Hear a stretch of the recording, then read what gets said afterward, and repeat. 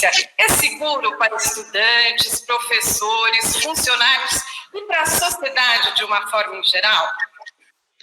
O principal problema das escolas é a aglomeração, mas é a aglomeração de todos ali dentro, né? Dos alunos, dos pais, de quem está levando as crianças para a escola, dos professores, dos funcionários, de todo mundo ao redor.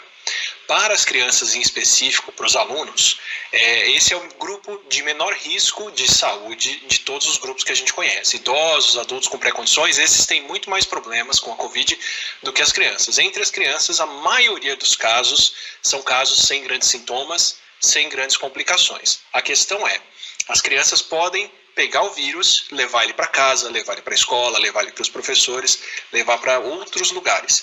Então a escola, inevitavelmente, é um foco de amplificação de um surto. É onde o vírus vai cair, vai circular e vai passar para outras pessoas. Para as crianças pode até não ter um risco grande, mas se a gente pensar nos professores e nos funcionários, eles convivem com centenas de alunos por dia e precisa só um desses alunos ter o vírus para poder introduzir ele e deixar esse vírus circular na escola. O que a gente tem visto é que a escola realmente amplifica o que acontece fora de lá. Em lugares onde o surto está controlado, onde são poucos casos, as pessoas estão sendo muito testadas, a situação está controlada, tem poucos casos dentro da escola, tem poucos surtos locais, a situação se mantém tranquila. Nos lugares onde o surto não é controlado fora da escola, em pouco tempo aparecem alunos com o vírus, mesmo que sem sintomas, o vírus se transmite dentro da escola, passa para outras pessoas, e em pouco tempo a escola tem que fechar de novo depois, e todo mundo ficar de quarentena em casa, porque teve 1 ou 2 casos ativos na escola que em pouco tempo se transformam em 80, 100, 200. Então o que a ciência fala é, o ambiente escolar vai refletir o que acontece do lado de fora. Se tiver controlado, vai estar controlado ali dentro. Se tiver descontrolado lá fora, vai estar descontrolado lá dentro.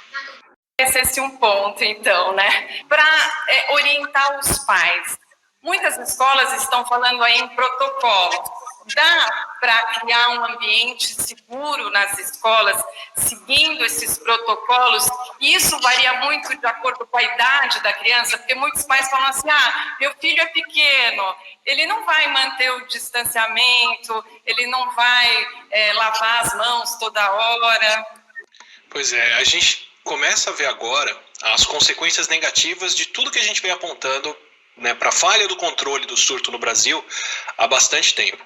Eu tenho muito receio, inclusive, de falar sobre protocolos para as escolas, especificamente, porque é uma transferência de responsabilidade para quem não tem essa responsabilidade.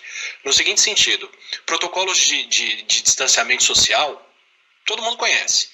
Tem que manter a circulação de ar, tem que ter janela aberta, diminuir a aglomeração, manter as carteiras o mais separado possíveis, os alunos têm que vir de máscara, lavar as mãos, usar o álcool gel. Isso tudo é importante, mas isso tudo só funciona dentro de um ambiente com surto controlado. Então, tem protocolos para as escolas sim, falta um protocolo central coordenado, dizendo dentro de qual situação epidemiológica é seguro abrir, por quanto tempo e qual é o gatilho que faz com que a gente feche. E esse gatilho tem que estar estabelecido muito claramente desde o começo, para ninguém ficar agindo, né, na incerteza e no achismo do que acontece. E sim, vai ter mais dificuldade para os alunos mais novos manterem máscara, manterem distanciamento, o horário em que a escola fica aberta e por aí vai. O grande problema é qual é o controle que a gente tem da situação local e qual é o limiar que a gente estabelece como seguro para poder retomar essas atividades. E aí se empilham outros problemas que o Brasil tem criado e cultivado que fazem muita diferença num assunto sensível como esse. O Brasil não ampliou e não amplia de forma alguma a capacidade de fazer o teste de RT-PCR, que é o teste que detecta o vírus na pessoa. O que a gente tem feito muito, inclusive o que é responsável pelo aumento de casos registrados, são os testes rápidos imunológicos. Então você vai lá, pega o sangue do dedo e descobre se a pessoa teve o vírus. Não é o ideal para acompanhar a epidemiologia do país, mas numa situação sensível dessa como as escolas, isso é ainda mais inadequado. Porque se a criança vem, faz um teste desse do dedo, descobre que ela teve o vírus, isso aconteceu 1 mês atrás. Que valor que tem para eu notificar a sala toda, a turma toda, de que aquela criança já teve o vírus e já se curou? Agora está todo mundo infectado e transmitindo. Então, mesmo se a gente estabelece, o mínimo de casos, né, o máximo de casos que a gente aceita na região para reabrir é esse, as coisas vão funcionar assim, a escola adotou todo o protocolo de segurança. Se uma criança aparece com o vírus e eu não tenho teste para descobrir quem tem o vírus ali no momento, eu só vou saber disso pós-fato quando o surto já está muito maior. Então, pela própria dinâmica que a gente tem testado no Brasil, não tem como a gente descobrir um caso novo na escola quando ele está acontecendo. A gente vai acabar descobrindo um foco novo depois que já tem um grande grupo de pessoas infectadas e parte deles já se curaram, quer dizer, a situação já saiu de controle. Atila, ainda em relação à saúde, eu queria só esclarecer uma coisa que alguns pais também têm se perguntado e a gente fica em dúvida o que é falso e o que é verdadeiro.